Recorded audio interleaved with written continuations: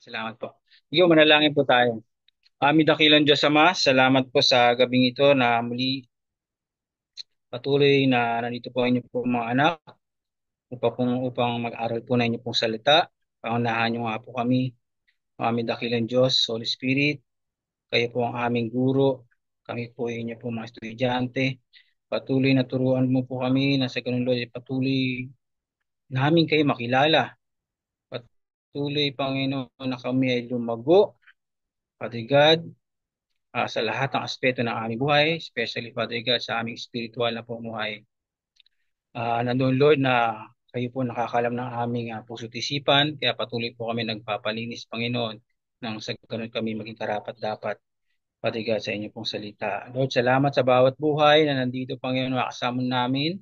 Lord, sa Bible study, patuloy niyo po silang pagpalain. I pray Father God na maging maayos yung bawat yung bawat internet connection, Lord. Salamat Lord sa teknolohiya na patuloy Lord na ako sa nagagamit para mas lalong maipakalat, Panginoon, ang inyo pong salita. Salamat, Panginoon. Purihin kayo. Dakilain kayo sa pangalan ni Jesus. Amen, amen, amen. Praise God. So ating pong pag-aaralan ngayon no, sa ating pong Bible reading, pero hindi po sa 6, ano, wala pa ako sa 6. So sa Hebrew 5, sa chapter, ano yun, sa Hebrew chapter 5, verse 12. Verse 12 hanggang 14. Sige po, basahin po natin ano. Ako po dito ko po babasahin sa akin. Dahil lang po. Dahil lang po Padayan ito. Okay? Dahil po saan ba yun? Yun.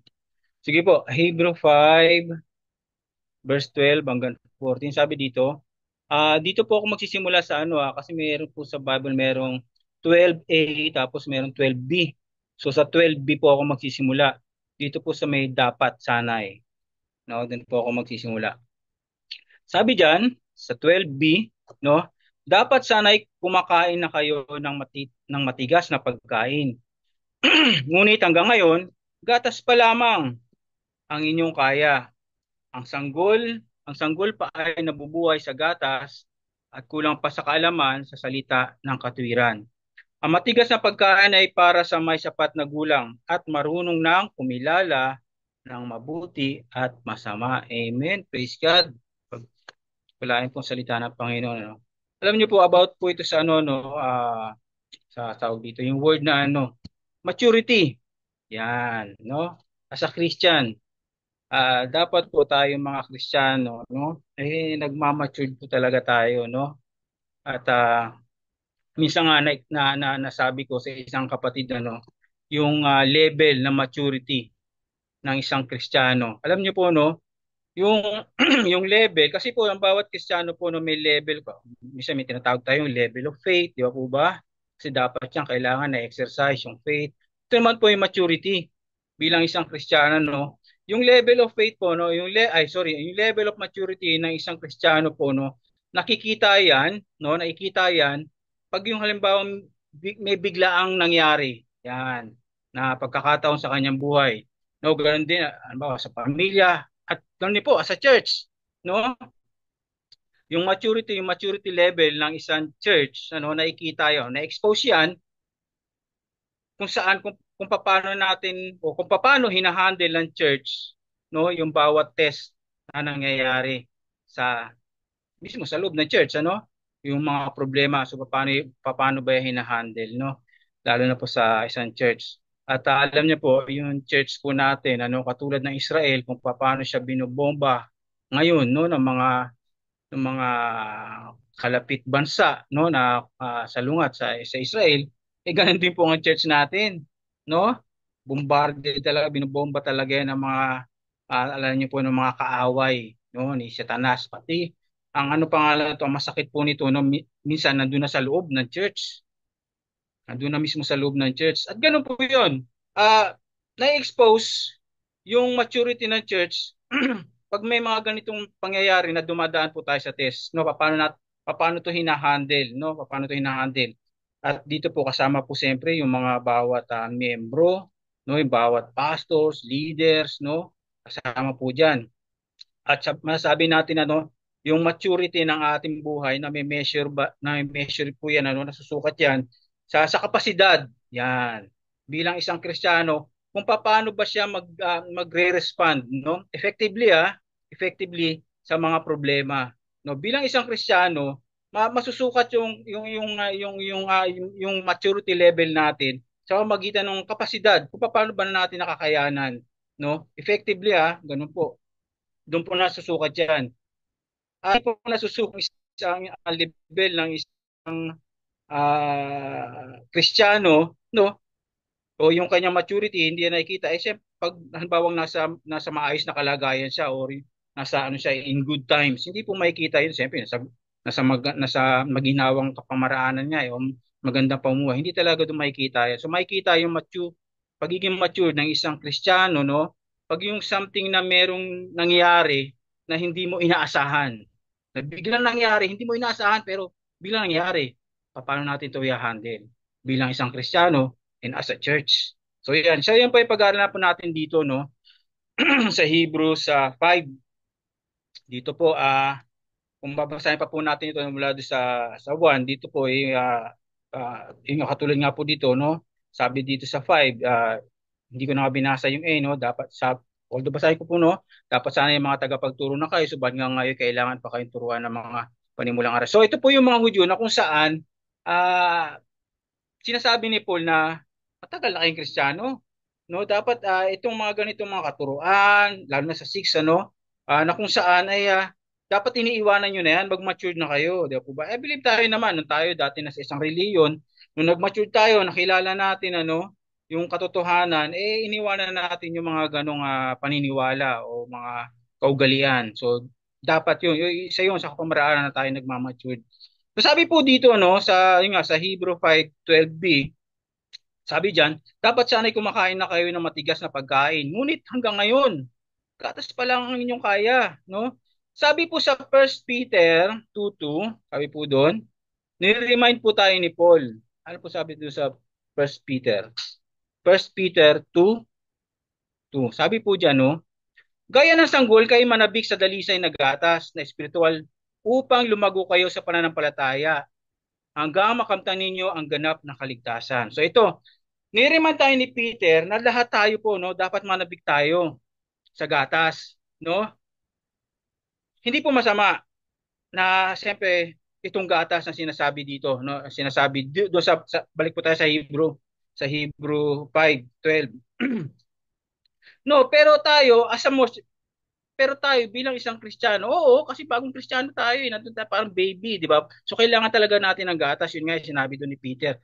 Pero nawa naman, habang lumilipas ang taon, dapat naman, nagmamature tayo. Paano tayo magiging matured? Dapat yung ating diet life, no, spiritual diet life po natin, dapat dinadagdagan naman natin yan ng ano, ng solid, yung solid, sabi nga po diyan, ano, ah, na yun nga no na sa 13 naman po sa 13. So yun nga no dapat solid naman dinadagdag natin yun sa spiritual diet po natin ano na kung saan para alam niyo po yun na para mas tawag dito doon makikita ngayon na kung saan ay lalago tayo o magmamature tayo bilang isang Kristiyano.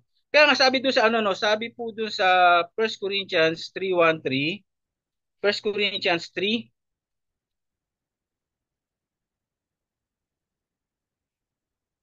Sabi po diyan, 3:1-3 po. Sige, sabi diyan. Mga kapatid, hindi ko kayo makausap bilang mga taong nagtataglay ng espiritu. Kailangan kausapin ko kayo bilang, sabi diyan, mga taong namumuhay pa ayon sa laman at mga sanggol pa sa pananampalataya kay Kristo. Gatang ang ibinigay ko sa inyo noon at hindi matigas na pagkain, sapagkat hindi ninyo kaya iyon. Subalit hanggang ngayon na hindi pa rin ninyo kaya. Bakit? Kasi ito, sapagkat nananaig pa sa inyo ang laman, ang inyong pag-iinggitan at pag-aaway-away ay palatandaan na makasanlibutan pa kayo at namumuhay ayon sa laman. Amen po mga kapatid. Tayo po bilang isang Kristiyano no, in order to grow no, from infant. Tandaan niyo pakinggan niyo mga kapatid bilang isang Kristiyano, in order to grow from infant from baby Christian to mature Christian, kailangan po meron po tayong ano tinatawag nun na ah, matutunan po dapat natin yung discernment. Yan. At tapos din po no, dapat may apply po natin yung salita ng Diyos sa ating buhay para po tayong magmamature. Pero siyempre alam kasi nga no, bakit ba sa kabila noon hindi ba hindi lumalago ang isang Kristiyano no? Kahit basic lang, no? Basic lang na mga katuruan, basic lang, no bumabagsak pa rin kasi mamaya po dadaanan po natin yan, no? Madadaanan natin kasi nga po no, kasi po hindi po natin in-exercise, no? Madadaanan po natin mamaya sa 14 yan, no? So amen, yun po no. So yun po, gatas pa lang dahil nga tayo nung tayo bagong Kristiyano, amen, dahil gatas pa lang pero dapat po habang dumadaan ang taon o dumadaan kahit sabihin nating araw dumadaan, eh dapat nun dinadagdag natin sa gatas. Eh kasi ang sanggol naman, ang sanggol naman lalaki rin yan eh. Di ba tayo nag-isanggol din eh. Di ba po ba? So dapat ganun din po tayo, no? Araw-araw po tayo ay dapat nagmamature. No? Sa pamamagitan ng kung saan ay yung mga salita na ating natutunan sa ating Panginoon ay dapat sinasapamuhay po natin. So yan po, sabi po sa ato po, sige po, sa ano na tayo, sa Hebrew 5:13, sabi po diyan ano, ang sanggol pa ay nabubuhay sa gatas at kulang pa ang kalaman sa salita ng katwiran. So ano po natin to sa ano po New King James, New King James version. Sa New King James po no. Yan. Yan, amen. Sabi po diyan ano, for everyone who partakes only of milk is unskilled in the word of righteousness, for he is a babe. So sabi po diyan, for he is a babe, no? Alam niyo po tinignan ko po to yung phrase na ito sa ancient Greek word, no? Sabi po diyan, for he is a babe. Sa ancient Greek word mo no, kumbaga parallel po siya yung phrase na ito no, yung phrase na ito, yung for he is a babe, no? Sa ancient Greek word ay ibig sabihin po nito ay kumbaga niwel. Na ibig sabihin na ang ibig po sabihin na for he is become a babe. Pakinggan niyo po, niwel. Itong phrase po for he is a babe sa ancient Greek word no, niwel ay ibig sabihin po doon for he has become a babe. Ibig sabihin, naging sanggol siya, naging bata siya. Tayo po, ewan ko po, ewan ko, may nakita na po ba kayo na Kristiyano nung tinanggap niya ang Panginoon Kristo, dapat siya ilalago? Di ba po ba? Kasi sanggol tayo, muna tayo sanggol. Pero imbis na kalabasan na siya ay magiging matured Christian, eh naging alam niyo po ba yon? Naging parang worse, parang naging sanggol pa rin siya. So ayun po yung meaning niya no, he has become a babe no. Kumbaga naging sanggol siya, parang para yatang mali ano, para yatang mali no. Na imbis na dapat mag-matured eh naging isip bata pa no. Naging na mas lalo long naging immature no. Alam niyo po, wala pong alam niyo po nakakatuwa, no, nakakagalak pag ang isang may bagong Kristiyano, no, mga bagong Kristiyano talagang baby Christian pa lang, talagang masasabi natin na talagang baby pa sila, no, pagdating sa Panginoon. Ibig sabihin, no, alam niyo po yun, talagang yung sabik na sabik sila, yung gusto nilang matuto, no, kasabi nga ng Panginoon, no, yung mga bata, di ba po ba? Sabi do kung hindi tayo maging katulad ng bata hindi tayo paghaharian, di ba po ba? Hindi natin makikita yung kaharian ng Panginoon. So yun, kung kumbaga, talaga nakakagalak pag ang isang Kristiyano ay katulad ng isang bata na sabik siya, no? Para kilalanin ang ating Panginoon. Pero ganoon din po no, minsan po no, ewan ko po, ewan ko po no, ewan ko po sa inyo no, minsan nakakairita no, o minsan nakaka-depress na yung isang Kristiyano na dapat siya ay mag-mature nagiging mas masahol tapos nagiging bata pa rin siya. Nauunawaan niyo po mga kapatid, hindi ko po kayo nakikita no, pero nawa ay naiintindihan niyo yung sinasabi ko no. Alam niyo po, alam mo yung ewan ko po, minsan nakakairita yung ganun, nakakairita yung ganung tao na kung saan ay o nakaka-depress ano kung saan na dapat sa loob ng ilang taon na dapat siya ay matured na, baby Christian pa rin siya. Ewan ko po sa inyo kung ano po yung pakiramdam po ninyo no sa isang kapatiran na ganun, no? Na alam niyo po. Kung bagong Kristiyano yan, at nandun talaga, masabi natin baby Christian pa eh, madalihin natin ma-offend o masaktan, madaling kung ano pa man, eh siyempre baby pa eh, kailangan pang turuan. Pero pag ikaw ay matanda na sa pagiging Kristiyano mo, matagal ka na, at alam mo po, alam ganito, parang bata ka pa rin, bata magsalita, bata mag-isip, bata kumilos ka, alam niyo po, bata magdesisyon, no? Eh samantalang maganda yung kaninang ano eh, maganda yung kaninang Bible reading natin mamaya. Doon po ako magtatapos ano sa Hebrews 6, 7 and 8. So yun po no. So ayun, for he is a babe. Sabi po doon, no? Tayo po, ito may mga ano ako dito no, may mga tanong ako dito. Tayo po, no? Naging ano rin po ba tayo? Naging babe din po ba tayo? Naging sanggol din po ba tayo? Hanggang ngayon po ba hanggang ngayon po ba sanggol pa rin tayo sa pananampalataya natin? Kasi po baka mamaya po yung ating kasi po ito naririnig ko minsan no, baka mamaya yung ating Christian life is unstable, no? Baka ating pamumuhay Kristiyano ay napaka-unstable. Amen po. Katulad po ng isang bata, ng isang sanggol ano, yung bata, siyempre, ano ba, katulad ni nung nila Lucas, o malit pa si Lucas, di ba po ba?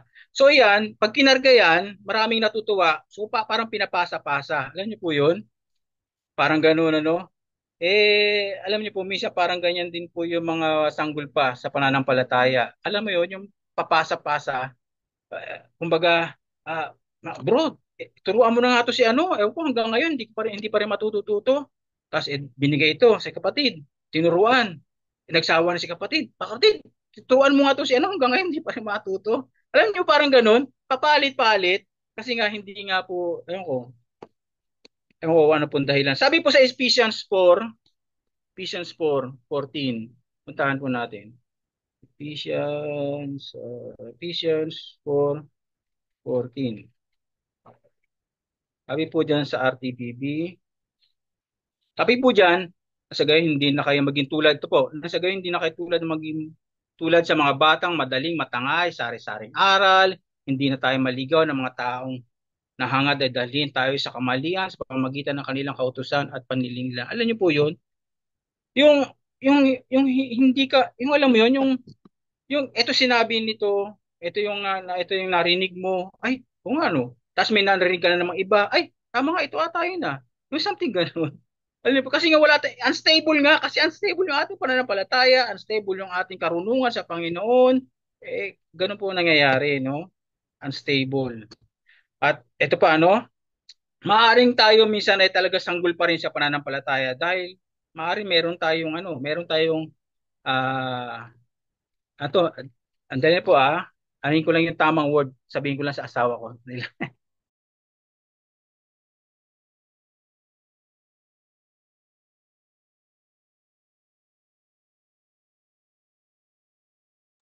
Yung po yung character na maaring meron pa rin tayong character o sa ating Christian life meron pa rin tayong tinatawag na divisive character. Tama po ba?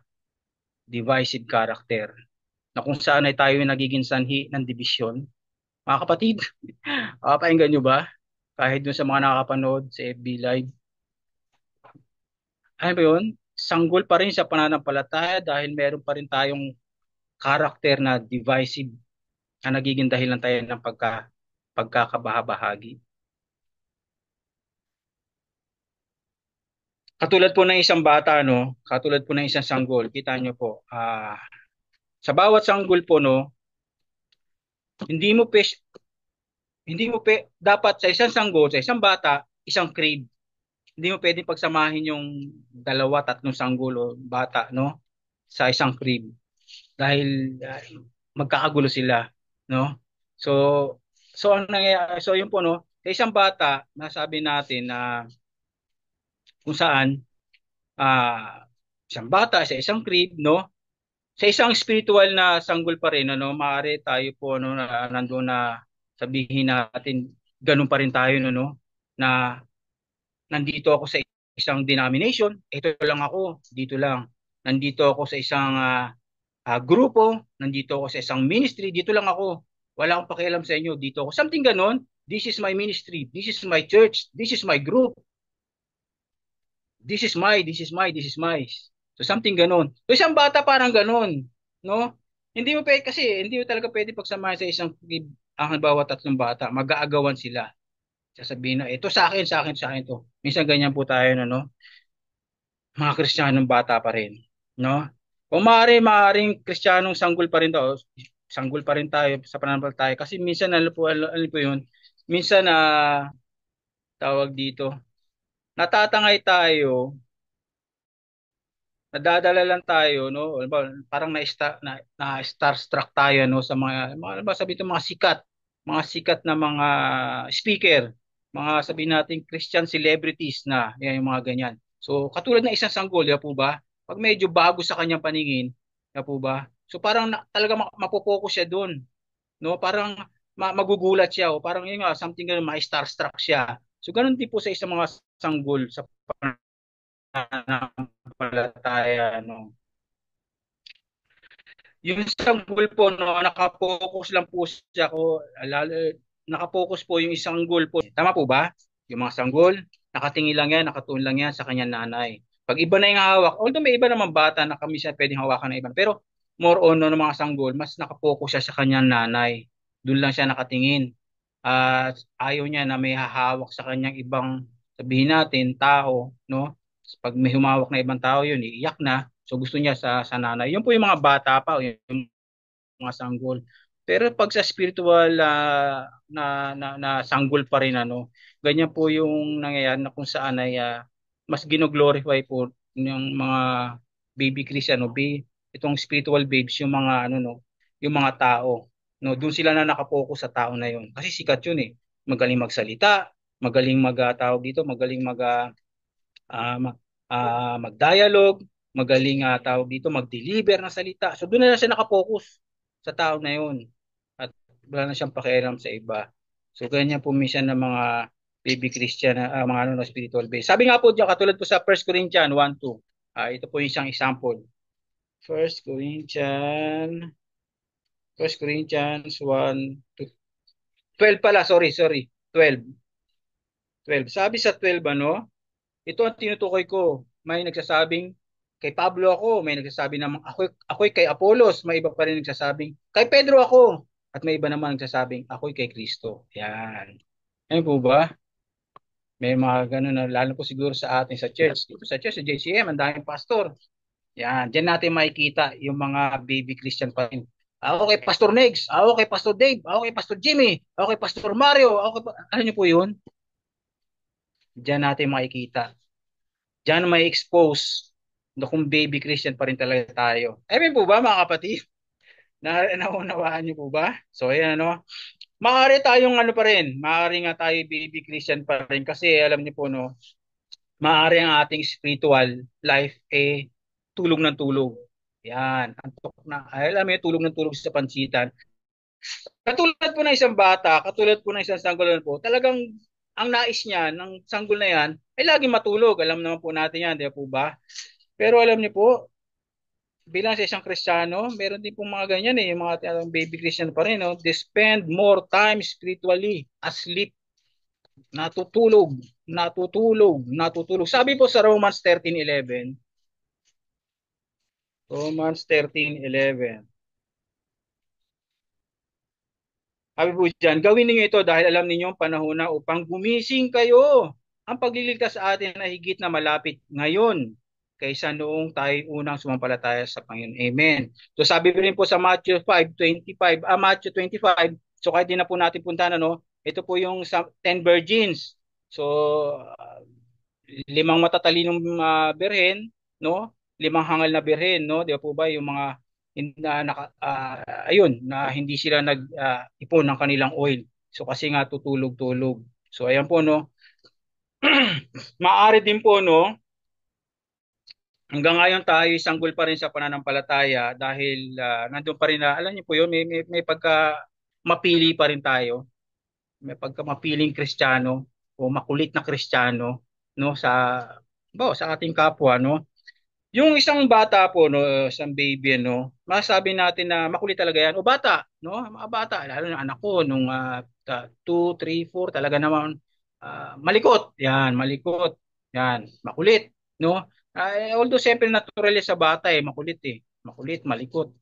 Pero pag pero sa isang Kristiyano, alam niyo po yun, pag malikot ka pa rin, at makulit ka pa rin, alam niyo po yun, mapili ka pa rin, yung hindi ka pa rin mapagsabihan, yan, nako, yan po yan. Baby pa rin talaga tayo sa pagiging ano natin, baby Christian pa rin talaga tayo. Yung hindi pa rin tayo mapagsabihan, ako ang tama. Yan, hindi ka pa rin, makulit ka pa rin.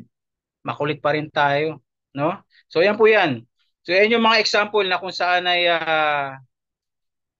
pray, no? I pray na lumago tayo at hindi na ganito maging isang sanggol pa rin, no? Sabi po sa ano po, sige po sa Hebrews last verse po, no? Sa 14. Hebrew,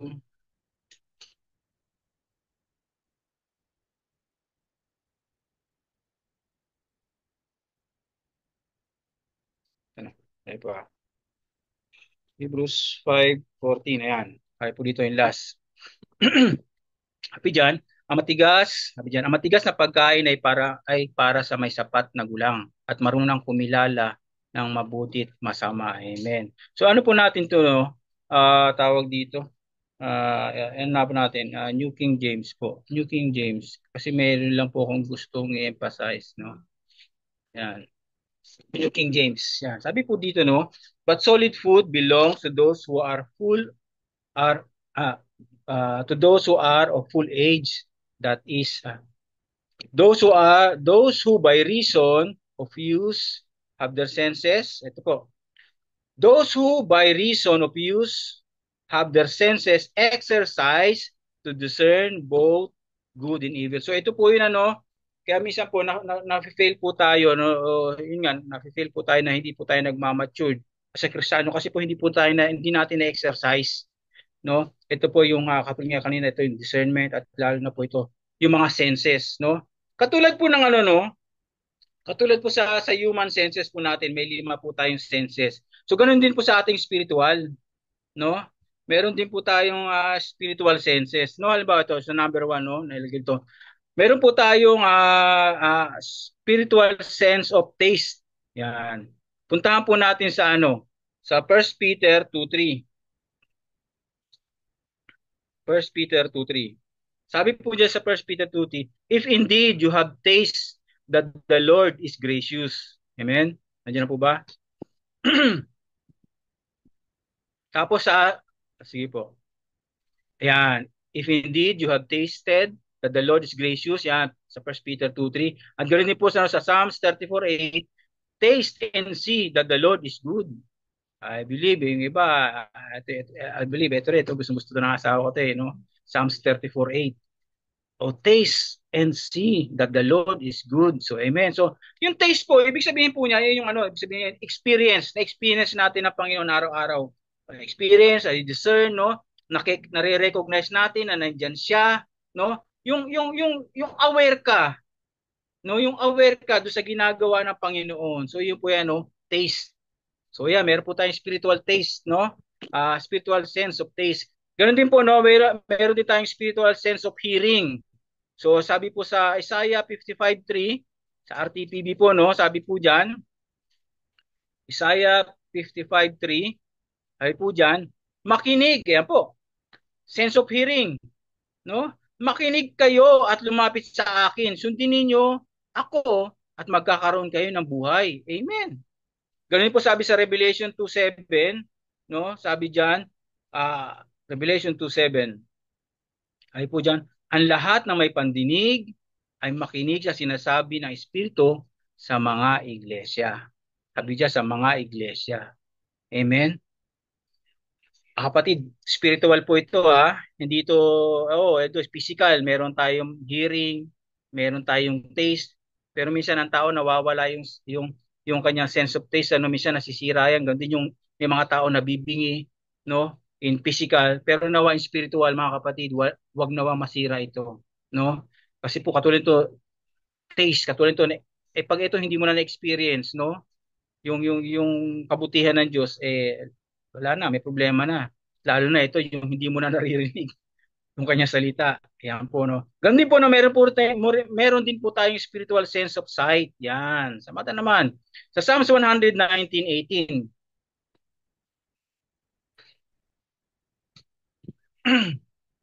sabi po dyan sa Psalms 119:18, sabi dyan, buksan mo, ano doon? Buksan mo ang paningin ko pagkat nananabik masdan kabutihang idudulot sa akin ng iyong aral. Amen! No? Buksan mo ang paningin ko. Mga kapatid, alam niyo po, si Lord, isa sa pinakabinigay sa atin yung free will, no? No, kaya tayo madalas, katulad yan, madalas yung spiritual sense natin ng sight ay hindi tayo makakita dahil ayaw nating i-allow si Lord na makita natin siya. Amen po ba? Kaya sabi dito, buksan mo ang paningin ko pagkat nananabik masdan, kabutihang idudulot sa akin ng iyong aral. Sabi rin po sa ano no sa Ephesians sa 1:18 sa above po. Ephesians 1:18 sa above sa above po sige po dito baba. Ayan po. Yamang sabi diyan, yamang maliwanagan, yamang naliwanagan ang mga mata ng iyong puso, ang mata ng iyong puso upang malaman ninyo, yamang naliwanagan ang mga mata ng inyong puso upang malaman ninyo kung anong pag-asa sa kanyang pagtawag, kung ano ang mga kayamanan ng kaluwalhatian ng kanyang pamana sa mga banal.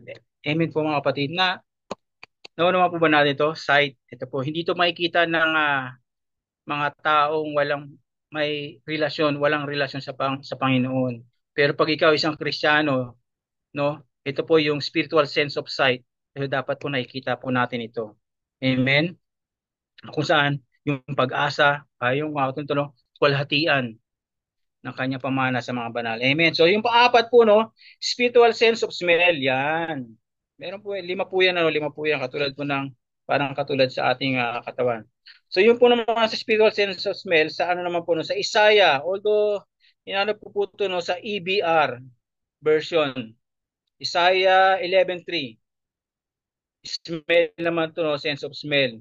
EBR, may EBR po ba dyan? Pagka may EBR dyan eh. EBR. EBR. Walang EBR. Wala, no? So, dito po sa akin meron, ano? O, sabi po dito, no? So, ito po, no? Spiritual sense of smell. So, will he find fragrance in the reverence of Yahweh. So, sa EBR po yun, ano? So, will he find fragrance. So, fragrance. Smell po yun, di ba po ba? Scent. In the reverence of Yahweh. So, ganun din po sa Philippians 4:18. Yan, Tagalog po. Pwede po sa Tagalog. Philippians 4:18. 4:18.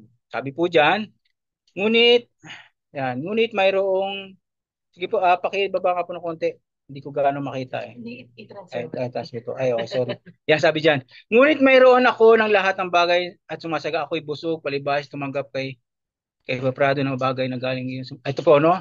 Na mga bagay na galing sa inyo na mabangong samyo, isang handog na kaaya-aya at kalugod-lugod sa Diyos. Amen? Mabangong samyo na kaaya-aya at kalugod-lugod sa Diyos. So ayan po yan, no?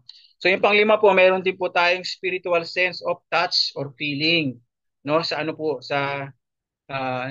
okay po. So spiritual touch or feeling sa ano po, no? Sa 2 Kings 22:19. 2 Kings 22:19 sa New King James Version po. 22:19. New King James Version, sabi diyan, because your heart was tender. Yan. Diba? Because your heart was tender. Yan. Mga tender, yung soft, di po ba? Yan, yung malambot. Because your heart was tender and you humbled yourself before the Lord. So, amen. So, yun po lang yun, ano? At ganoon din po, no, sa Ephesians 4, 18 and 19. Sabag po. Ipulas na po yan. 4:18. Ephesians 4:18. Ephesians 4:18. Sabi po dyan, above, ayun po, no, ito. Nagdilim ang kanilang mga pangunawa, palibasa ay nawalay sa buhay ng Diyos dahil sa kanilang kamangmangan, dahil sa katigasan, ito po, katigasan ng kanilang mga puso, hardness. So, alam niyo po yun nga, yung touch or feeling. So, ayan po, no. So, ayan po yung mga spiritual senses na kung saan dapat ay active po sa atin yan bilang isang Kristiyano, lalo na po doon sa matured Christian. Amen po ba? Kung paano ang ating five senses na nag-active po, no, sa ating ito po sa ating body, dapat po ganun din po yung ating spiritual sense, no, spiritual senses, no, yung ating spiritual sense of taste, sense of hearing, sense of sight, sense of smell, no, sense of touch or feeling, no, sa ating Panginoon. So amen. So ito po, dito po ako magtatapos na sa ano po sa Hebrews 6:7, 8, 9. Nung na-share po ni Sister Tessa, no, Hebrew 6, 7, 8. 7, 8 lang po lang, no? RTPB. Dahil lang po, RTPB. Yan. Sabi po dyan, sapagkat pinagpapala ng Diyos ang lupang pagkatapos tumanggap ng masaganang ulan ay sinisibulan ng halamang pinapakinabangan ng mga magsasaka. Subalit kung mga damo at halamang matinik ang tumutubo doon, walang kabuluhan ng lupang iyon at ito ay nanganib pang sumpain ng Diyos, ito ay tutupukin sa apoy. Amen. Dito po, no, pinapakita dito ng Panginoon, although dito po sa chapter na to, no, na kung saan na warning po ito, na kung saan ini-encourage kahit na yung sabihin natin yung mga mananampalataya na medyo nag-slide na, ini-encourage pa rin sila ng Panginoon. Yan po ba, na kung saan ay andun pa rin yung pag-ibig ng Panginoon. Sinabi dito, sapagkat pinagpala ng Diyos ang lupang. Tayo nung naging Kristiyano tayo, nakakilala tayo sa Kanya, nagkaroon tayo ng tunay na relasyon sa Kanya, pinagpapala po tayo. Araw-araw po tayo pinagpapala ng Panginoon. Lalo na po katulad nito sa pag-aaral ng Kanyang salita. Kung tayo nagbabasa, nagbe-meditate, nakipag-fellowship tayo sa bawat kapatiran, ganito nag-aaral, sumasama tayo sa prayer meeting, nakikinig tayo ng bawat katuruan ng mga pastor natin, ng mga leader, kung sino man po yan, ano. Yan po yung sinasabi na didiligan tayo, nauulanan po tayo. Yung ating isipan, yung ating pagkatao, yung ating puso. At kailangan tumubo yan. Yan po sinasabi. Kailangan pakinabangan yan. Yan po yung yan po yung lupa. Kailangan pakinabangan. Ayan po ba? Kailangan pakinabangan po yan. Paano mapapakinabangan? Sinong unang dapat makikinabang dyan? Ang ating kapwa.